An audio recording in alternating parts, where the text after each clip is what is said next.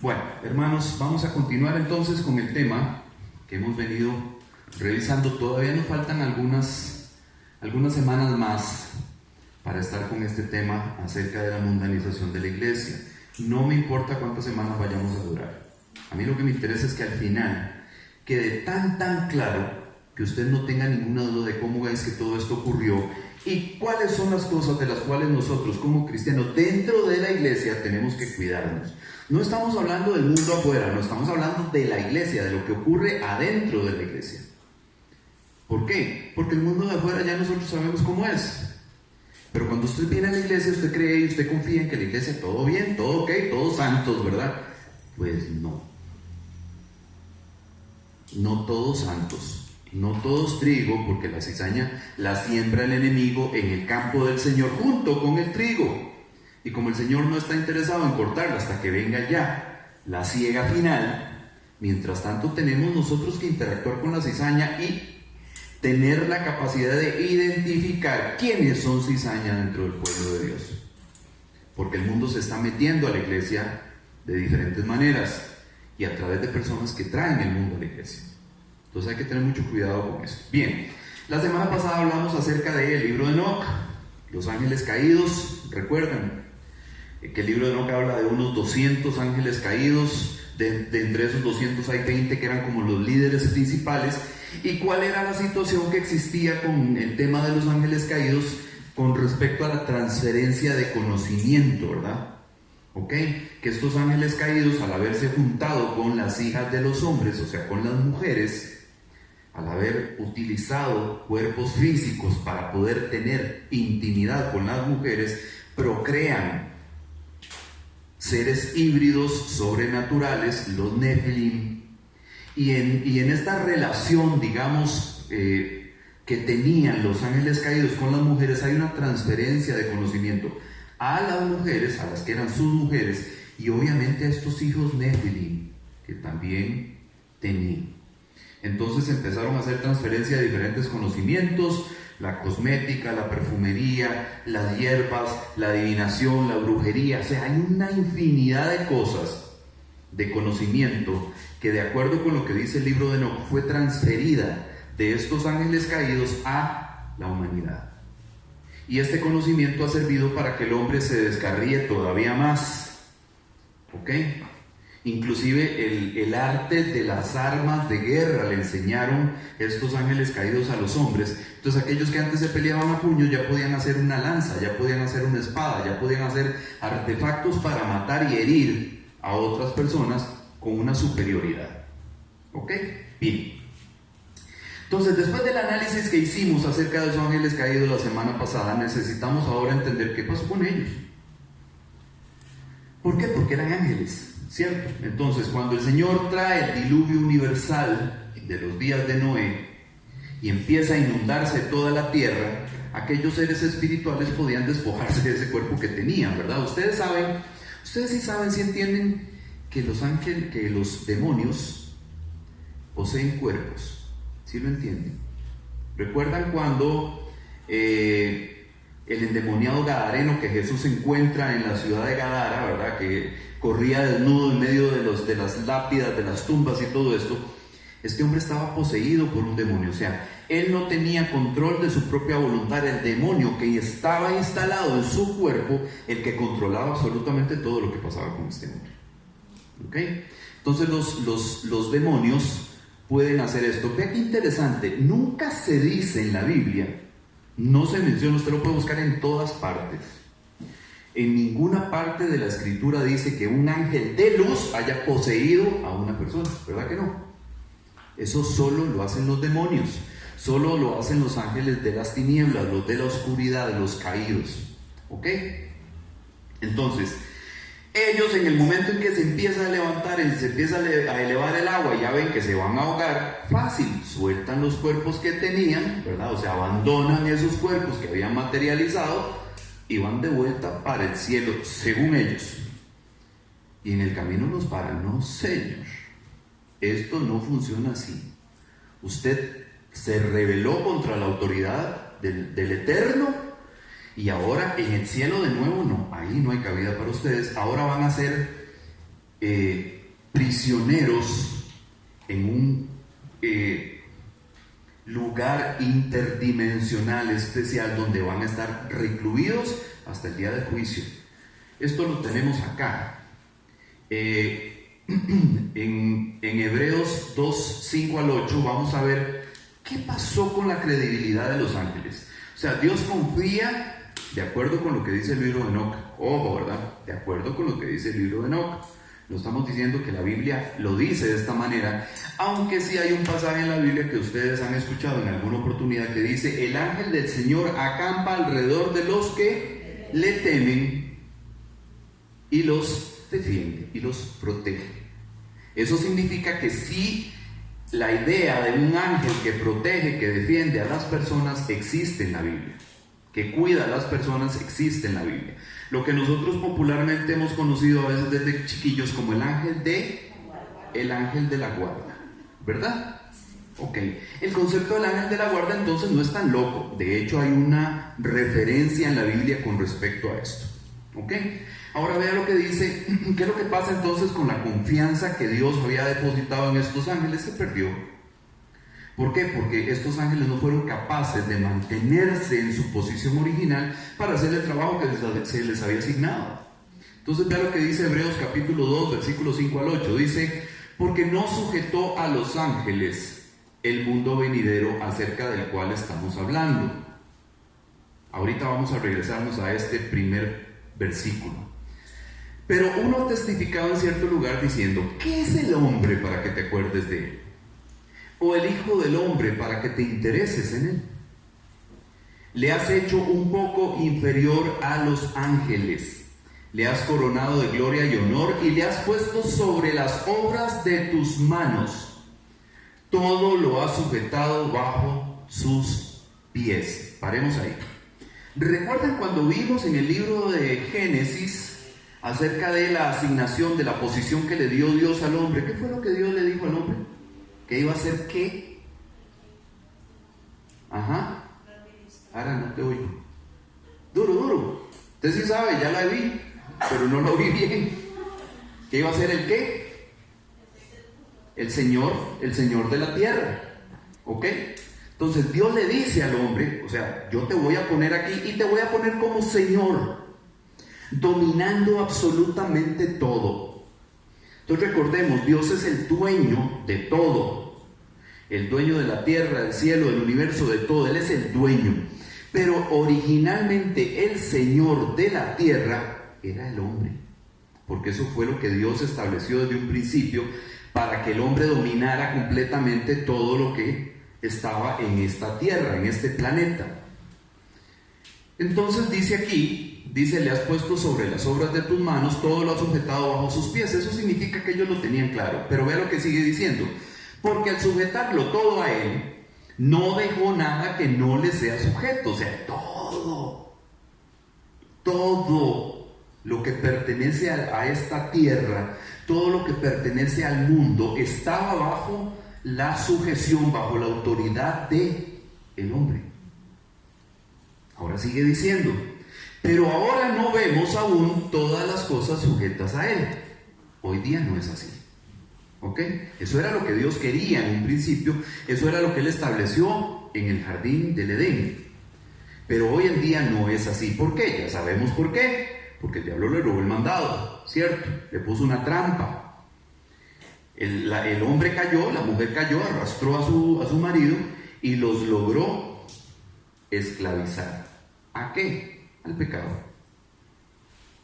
Entonces, el pecado es el grillete que el hombre porta durante toda su existencia, que le recuerda que no es libre. ¿Y el pecado a quién pertenece? A Satanás. Entonces, si el hombre es esclavo del pecado y el pecado es de Satanás, ¿de quién es esclavo el hombre en términos generales? Del diablo, de la oscuridad, de las tinieblas. Así es como vive el que no conoce del Señor, el que no se ha encontrado con Él. Todavía está bajo la esclavitud del pecado y bajo la dominación del diablo en su vida. ¿Ok? Ahora sigue diciendo, El Hebreos 2:16 dice, porque ciertamente no ayuda a los ángeles, sino que ayuda a la descendencia de Abraham. Este pasaje es interesante. ¿Por qué? Porque los ángeles van a necesitar ayuda. ¿Por qué creen ustedes que los ángeles podrían necesitar ayuda? Porque cayeron, ¿cierto? Cayeron en la trampa del enemigo. Cayeron en las promesas de campaña de Satanás. La tercera parte de los ángeles. ¿Perdón? Pero es que ellos cayeron por decisión propia. Todos los que cayeron, no como la humanidad, que usted y yo nacimos en pecado sin buscármelo, ya no tuvimos vela en ese entierro. No tuvimos opción. Por eso es intercesión de Cristo por nosotros y no por los ángeles, porque ellos, cada uno decidió irse para el otro lado. Correcto. No había en ellos el gen del mal, no existía. En nosotros existe. O sea, en nosotros, en nuestro ADN está insertado el pecado como un código genético, punto. O sea, no hay manera de que un ser humano pueda mantenerse total, completa y absolutamente recto sin pecar. O sea, la Biblia misma lo dice, porque todos han pecado. O sea, todos. Eso significa que todos estamos sujetos a la maldición del pecado, todos. Eso no ocurría en el caso de los ángeles, y muy buen punto el que señala Lisa. Y entonces los ángeles lo hicieron porque querían, o sea, porque tomaron su libre decisión. Nosotros no podemos tomar la libre decisión de no pecar, ¿cierto? Entonces justamente por eso es que Dios en su justicia establece un arreglo justo para que usted tenga la oportunidad de decidir. Usted no estaba en el jardín del Edén cuando Adán y Eva pecaron y decidieron a nombre de toda su familia. Usted no estaba ahí, yo no estaba ahí. Entonces no pudimos decidir. Y cualquiera podría decir o plantear que si Dios no establece algo para arreglar eso, sería injusto. Porque sería injusto que yo sea condenado por algo que yo no pedí, por algo que yo no escogí o decidí para mí. ¿Ok? Pero justamente por eso es que Dios abre una puerta de escape, una oportunidad de salvación, donde usted ahora sí puede escoger seguir a Cristo, aceptar el sacrificio del derramamiento de la sangre del Señor para su vida, para su libertad, para que le puedan quitar el grillete, o seguir viviendo como vive. Ahora usted puede decidir. Allá en Edén no pudo, pero ahora sí puede. Por eso es que aquel día nadie le va a poder decir, Señor, pero ¿por qué? No. Y el evangelio de salvación y las buenas nuevas que mandé a mi hijo. Murió en una cruz, derramó su sangre. Hubo gente que te dijo que esa era la oportunidad que tenías para salvarte y no te interesó. Tomaste una decisión, una mala decisión. Pero ahora hay una puerta por la que se puede escapar. Yo soy la puerta de las ovejas, dijo Jesús. Amén. Entonces ahora tenemos la oportunidad de decidir, de escoger, oportunidad que no tuvimos en ese momento. Entonces por eso no ayuda a los ángeles, sino que ayuda a la descendencia de Abraham, o sea, a los hijos del pueblo escogido de Dios. Ahora nosotros somos parte de ese pueblo escogido de Dios por el nuevo pacto en virtud de la sangre del Señor Jesucristo. Entonces ellos perdieron toda opción de confianza. O sea, ya no eran dignos de confianza, porque vea lo que dice ahora, volviendo al versículo 2. No sujetó a los ángeles al mundo venidero acerca del cual estamos hablando. O sea, le pudo haber asignado a los ángeles la reconstrucción, la restauración del reino de Dios en la tierra. No lo hizo. ¿A quién se lo asignó? A Jesús, a su hijo.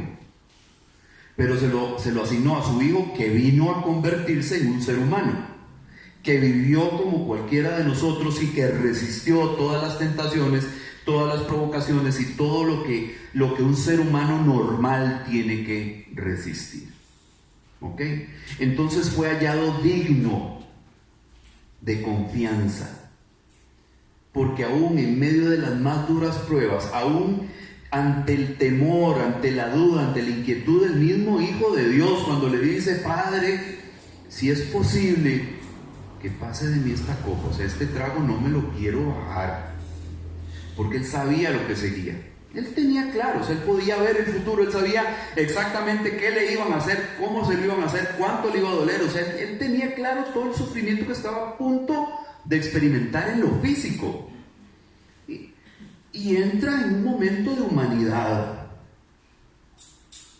inquieto, ansioso por aquello que estaba por sucederle, y le dice: Padre, si podemos brincarnos esta parte sería buenísimo, ¿verdad? Pero le dice: pero que no se haga mi voluntad, sino la tuya. Y ya sabemos que al final, ¿qué ocurrió? Tuvo que pasar todo lo que él tenía que iba a pasar.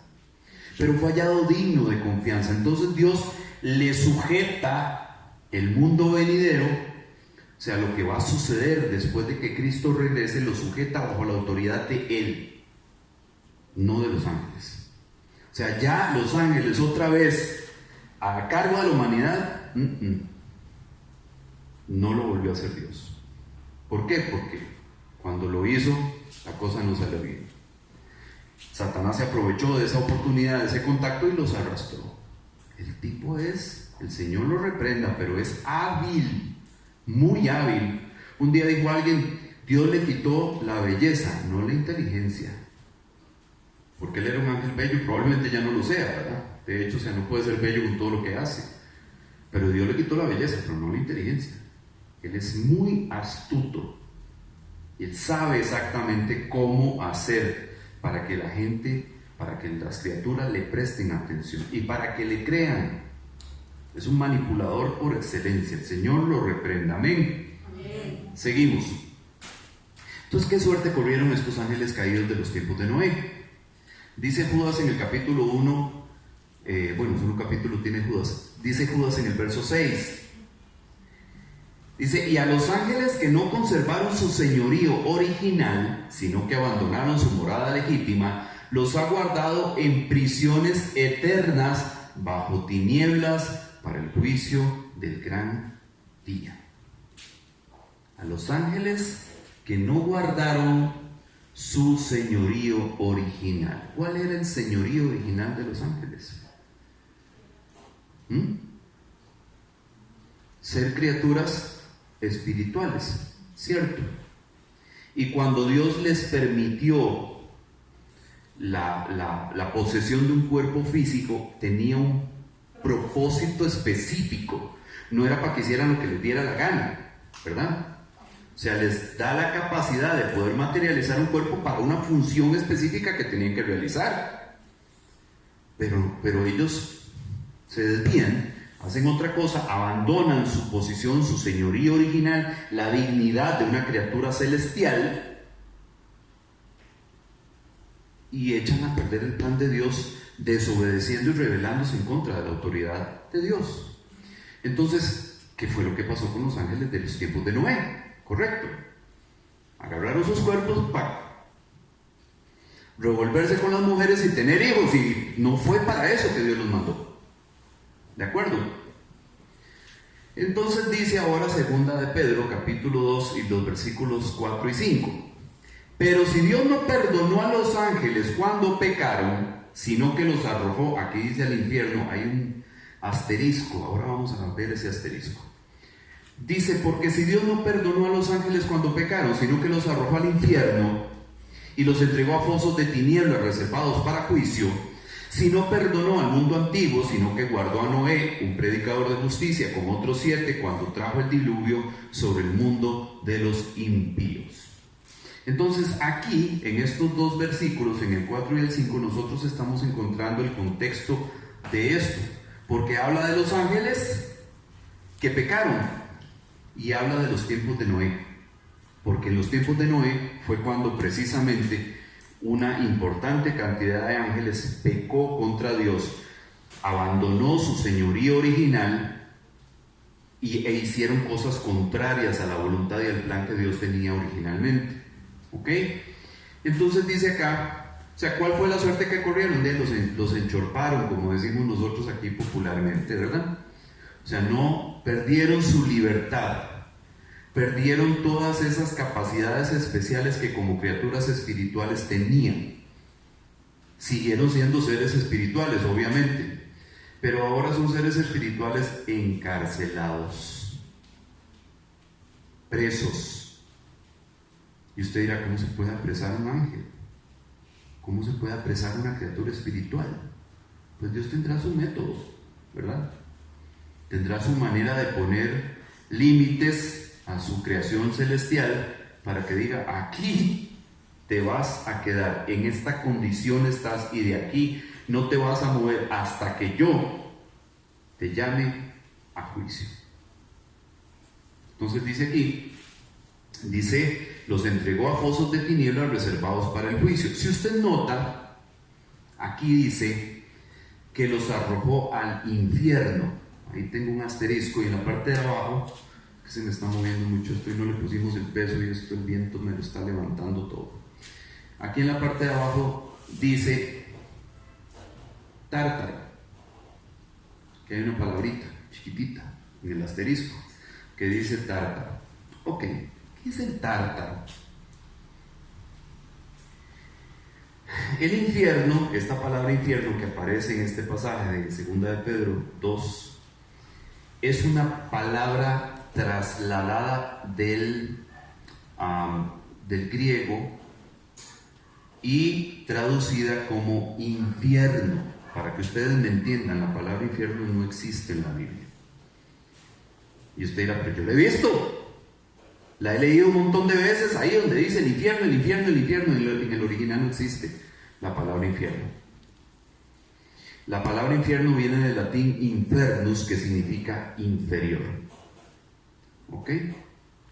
Pero aquí en este pasaje propiamente de 2 de Pedro 2 no dice infierno, en el original dice tártaro. Los traductores lo tradujeron como infierno. ¿Por qué? ¿Cuál es la tradición, de traducción de la Biblia? El origen de las traducciones que nosotros tenemos al día de hoy es católico, romano. ¿Ok? La Biblia más famosa de la iglesia evangélica es la Biblia Reina Valera 60. ¿Ok? Casiodoro de Reina era un monje católico que fue el primero en traducir la Biblia del latín al castellano y fue perseguido por eso, dicho sea de paso, ¿verdad? Y Cipriano de Valera, por eso se llama Reina Valera. Cipriano de Valera fue otro estudioso, otro fraile católico que revisó la traducción que hizo Casiodoro de Reina y le corrigió algunas pequeñas cosas. Entonces por eso la Biblia se llama Reina Valera, Casiodoro de Reina y Cipriano de Valera. ¿Ok? Pero los dos eran de un antecedente espiritual, dogmático, teológico, católico. Y a ellos se les había enseñado desde siempre la existencia del infierno, la existencia del purgatorio y todas esas cosas. Entonces ellos vienen y traducen como les suena con respecto a su propia doctrina. Pero la palabra infierno no estaba ahí. La palabra que estaba ahí era tártaro. Ahora, ¿qué es el tártaro? En la mitología romana dice, el tártaro era donde enviaban a los pecadores. Virgilio lo describe en la Eneida, que es una obra romana, como un lugar gigantesco, rodeado por el río llameante Flegetonte y una muralla triple para evitar que los pecadores escapen. Está vigilado por una hidra con 50 fauces negras, es un animal mitológico, que se sitúa en la puerta chirriante protegida por 2 columnas de adamantio sólido, un mineral muy fuerte. Una sustancia similar al diamante, tan dura que nada lo puede cortar. Dentro hay un castillo con anchas paredes y una alta torreta de hierro, como una torre de vigilancia. Dice, Tisífone, una erinia que representa la venganza, vigila, otra criatura mitológica, dice, vigila insomne, o sea, sin dormir, en lo alto con un látigo. Hay un foso dentro del cual se dice que es el doble de profundo que la distancia de la superficie al Olimpo. Al fondo del foso yacen los titanes, los alodas, entre otros pecadores. Hay muchos más pecadores contenidos en el Tártaro con castigos similares a los referidos por los griegos. Esa es una visión que los paganos, los romanos, tenían acerca de un lugar en las profundidades de la tierra, ¿verdad?, donde se enviaban a los pecadores para que fueran castigados.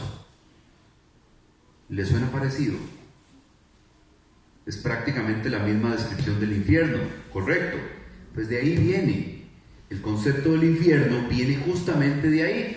Ahora vea la visión que tenían, dice la pseudoepigrafía bíblica, porque los judíos fueron adquiriendo también, por influencia de los griegos y los romanos, fueron adquiriendo esas ideas y las fueron conservando, digamos, y convirtiendo en parte de su teología o parte de su doctrina. Dice el Tártaro, dice aquí, el Tártaro es conocido solo en la literatura judía helenística de los textos griegos de Enoch. Otra vez hace referencia al famoso libro de Enoch que hemos venido conversando en estas semanas. Dice que datan del año 400 al año 200 antes de Cristo. Recuerdan que les dije que cuando se encontró la copia del libro de Enoch en las cuevas de Qumran, se dató más o menos 300 años antes de Cristo. Se está coincidiendo justamente con esto que dice acá. Estos afirman que Dios situó al arcángel Uriel a cargo del mundo y del Tártaro. Se entiende como el Tártaro el lugar donde los 200 vigilantes ángeles caídos fueron aprisionados. El Tártaro también aparece en secciones de los oráculos civilinos judíos. El Tártaro es el lugar donde mandaron a los 200 ángeles, a los 200 vigilantes que menciona el libro de Enoch. Así lo dice, así lo creen precisamente los judíos desde entonces, o así lo creían desde entonces. Entonces es muy fácil agarrar ese conocimiento que ya de por sí estaba en la cultura judía y trasladarlo a la cultura cristiana. ¿Por qué? Porque recuerden que mientras estuvo el control de los apóstoles en la tierra, o sea, mientras los apóstoles estuvieron presentes, ellos constantemente estaban atacando las herejías, todo el tiempo, ¿recuerdan? Cartas para las congregaciones, tened cuidado de esto, no te dejéis, al fulano de tal ya lo saqué, o ese échenlo. ¿Por qué? Porque ellos temían precisamente que estas herejías se fueran metiendo a la iglesia, como efectivamente ocurrió. Entonces, por eso es que ahora nosotros tenemos un concepto acerca de un lugar de tormento, que es una prisión con fuego, etcétera, gracias a esa herencia. Pero la Biblia no habla de eso. La Biblia habla de otras cosas distintas. Habla del Seol, habla del Hades, habla del Gehenna y habla del lago de fuego. Pero recuerden que muchas de estas cosas son símbolos, no son literales. ¿Ok? El Gehenna sí, porque era una figura que ellos entendían, era común para ellos ver donde tiraban la basura y la quemaban, y aquel lugar no se apagaba nunca, decía, o sea, donde el fuego nunca se apaga. Sí, claro, porque era un vertedero de basura, era un crematorio que estaba encendido todo el tiempo y tenía que estar encendido para poder estar quemando constantemente la basura que era arrojada ahí, y los cuerpos también de los criminales y de animales muertos que también eran echados ahí. Y además dice que el gusano nunca muere. Claro, por supuesto, porque siempre había material orgánico para que los gusanos existieran. Entonces había animales y había cuerpos que caían fuera del fuego, o pedazos se rodaban fuera de donde estaba el fuego y ahí se descomponían, y los gusanos hacían su trabajo de descomposición y de comer, digamos, todos los desechos. Entonces, por eso se habla del Gehenna como el lugar donde el fuego nunca se apaga y el gusano no muere. Porque sí, efectivamente, en el Gehenna literal, en ese lugar literal, en ese crematorio, el fuego nunca se apagaba y el gusano nunca moría. O sea, siempre había gusanos ahí permanentemente y siempre había fuego ahí permanentemente. Entonces son símbolos, y nosotros tenemos que entender en la Biblia qué es simbólico y qué es literal. ¿De acuerdo? Hecha la aclaración. Ok, yo creo que esto lo vamos a dejar para la próxima semana, porque aquí ya vamos a hablar de la Torre de Babel, y ya eso, bueno, tal vez sí lo podemos ver. Veámoslo. Después el hombre desafió a Dios, dice, después de que ocurrió lo de Noé y lo del diluvio y lo de los ángeles encarcelados en este lugar interdimensional que Dios creó para poder encerrarlos hasta el día del juicio. ¿Que ustedes se acuerdan cuando el endemoniado gadareno, cuando Jesús se enfrenta al endemoniado gadareno, le dice, dime tu nombre? ¿Cuál es tu nombre?, le dice. Y entonces no el endemoniado, los demonios que estaban dentro de él le responden, mi nombre es Legión, porque somos muchos. Y entonces dice, has venido a atormentarnos, le dicen a Jesús, no nos mandes al abismo. ¿Por qué? Porque en ese abismo era donde estaban los ángeles que habían sido condenados por haber dejado su señorío original. Entonces estos ángeles que estaban poseyendo al gadareno sabían que si el Señor los mandaba al abismo, sí, estos ángeles caídos, estos demonios, digamos, sabían que si el Señor los mandaba al abismo, de ahí no había salida. Ahora, ¿saben? Ellos piensan que se van a salvar. No, ellos saben que no se van a salvar. Lo que pasa es que si los mandan al abismo se acabó la fiesta. Van encerrados sin poder hacer absolutamente nada hasta el día del juicio final. Entonces, todavía yo personalmente no lo entiendo. Espero que el Señor algún día me lo explique. ¿Por qué el Señor les concede esto? O sea, ¿por qué el Señor les hace una concesión? Porque ellos le dicen, no nos mandes al abismo, déjanos meternos en esa piedra de cerdos, y el Señor les dice, está bien. O sea, esta parte particularmente yo no la entiendo. Cuando yo la entienda se las explico, porque sinceramente no tengo ni idea por qué el Señor Jesús hace esta concesión. O sea, prácticamente le están pidiendo permiso para seguir en la misma alcahuetería, y el Señor se los da. El Señor en ese momento les concede ir a dar a los cerdos. No sé por qué. ¿Ok? Cuando yo lo sepa se los cuento, pero ahorita no tengo idea. Pero el punto es ese, ellos claman para que no los manden al abismo. ¿Por qué? Porque ellos sabían que de ahí no había salida. Una vez que entraron a esa cárcel es hasta el día que el Señor venga y los juzgue y los condene, les dé la justa retribución por su pecado, por lo que hicieron. ¿Ok? Entonces, este punto es muy, muy, muy importante. Génesis capítulo 11, versículos del 1 al 4. Dice, toda la tierra hablaba la misma lengua y las mismas palabras. Y aconteció que según iban hacia el oriente, hallaron una llanura en la tierra de Sinar y se establecieron allí. Está hablando de toda la humanidad. ¿Ok? Esto es después del diluvio. Diluvio es Génesis 6, aquí estamos en Génesis 11 ya. Dice, y aconteció, y se dijeron unos a otros, vamos, fabriquemos ladrillos y cosámoslos bien. Y usaron ladrillo en lugar de piedra y asfalto en lugar de mezcla. Y dijeron, vamos, edifiquémonos una ciudad y una torre cuya cúspide llegue hasta los cielos. Y hagámonos un nombre famoso, para que no seamos dispersados sobre la faz de toda la tierra. ¿Cómo se llamaba esa torre? La Torre de Babel. ¿Ok? Entonces, ese es el origen. La Torre de Babel es el origen de Babilonia. La palabra Babel significa confusión, porque fue precisamente en ese lugar donde Dios confundió las lenguas de todos los grupos nacionales de la época. Todos hablaban un mismo idioma, todos se comunicaban de la misma forma y ya se había hecho un grupo muy numeroso de gente. Probablemente estábamos hablando de millones de personas. ¿Ok? Todos juntos, hablando el mismo idioma, entonces lograban coordinarse y ponerse de acuerdo para realizar cosas. En esta facilidad que tenían, dicen, ¿y por qué no hacemos una ciudad así bien grande, bien chido? Asentémonos en un lugar, en la tierra de Sinar, en la llanura de la tierra de Sinar, donde se estableció Babilonia precisamente. Establezcámonos aquí, creemos una gran ciudad, o sea, construyamos una ciudad enorme, para que hable bien de nosotros, de nuestra gloria, de nuestra capacidad.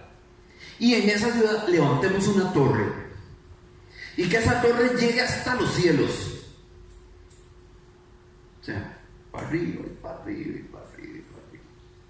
Dicen algunos estudiosos que llegó a alcanzar aproximadamente 90 metros de altura, que era bastante, ¿verdad? Todavía un edificio de 90 metros es muy alto. Dicen los estudiosos que llegó a alcanzar aproximadamente 90 metros de altura. Podríamos hablar que es algo parecido al Banco Nacional. Como 40 plantas. ¿Perdón? Como 40 plantas. 40 pisos. Sí. Imagínense. Está bien grande. ¿Cuántos tiene ese? Como 20 tiene el nacional. Ajá, y el Nacional sí, y este nuevo de la Asamblea menos, ¿verdad? No, tiene 22. 22. Sí. Ok, sí, unos 40 pisos aproximadamente. Entonces ellos se organizan, se ponen de acuerdo en el mismo idioma y entonces empiezan a levantar esa torre. Ya van por el orden de ahora agarra alcohol en gel ahí en la entrada, porque acabas de tocar la careta de la hermana Eli. Les recomiendo como protocolo. Entonces sube aproximadamente hasta 90 metros y ahí dice el Señor, esto no me está gustando. ¿Por qué? Porque estos ya se volvieron orgullosos. Y como todos hablan el mismo idioma, les queda fácil. Entonces se ponen de acuerdo para hacer maldades y para desafiarme a mí, porque dicen que llegue hasta los cielos, porque vamos a llegar hasta donde está Dios. Y Dios dice, no, un momentito, así no funciona esto.